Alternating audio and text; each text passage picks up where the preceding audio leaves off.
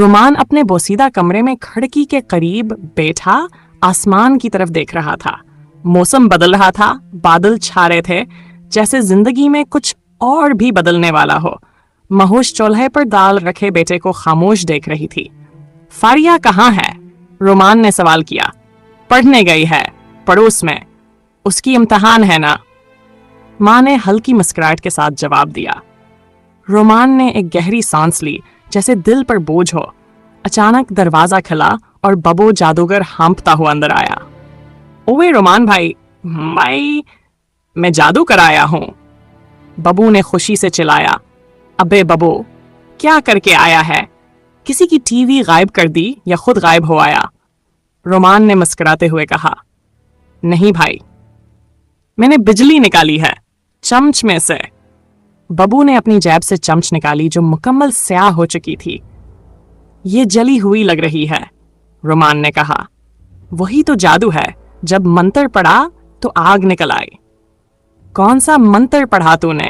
ببو نے آنکھیں بند کے دونوں ہاتھ ہوا میں اٹھائے اور زور سے بولا، او مایا تارا، جگہ بلی جلی بلی، نکل آ بجلی۔ پورا گھر قہقہوں سے گونج اٹھا۔ مہوش نے ہنستے ہوئے کہا، بس کر ببو، تیری بجلی نے چول ہے کی آگ بجھا دی ہے۔ ادھر تھانے میں ایس ایچ او خورشید نواز جنجوا نے میٹنگ بلائی تھی۔ کمرے میں بگا، کھبو اور مرشد نکے موجود تھے۔ خورشید نے گھڑی دیکھی، پھر بولا، بگا، وہ مشکوک ٹرک جو کل حسن والا روڈ سے نکلا تھا، اس کی خبر ملی؟ بگا نے فائل کھولی۔ سر، نمبر پلیٹ جعلی تھی، خفیہ رستے سے داخل ہوا تھا، شک ہے کہ لوڈ میں اسلحہ یا کیمیکل تھا۔ کھبو، تم وہاں کیوں نہیں تھے؟ خورشید نے سخت لہجے میں پوچھا۔ سر، وہ میرے موچ آئی تھی پاؤں میں۔ کھبو، ایک دن تمہاری موچ ہمیں مروا دے گی، مرشد نکے نے کہا۔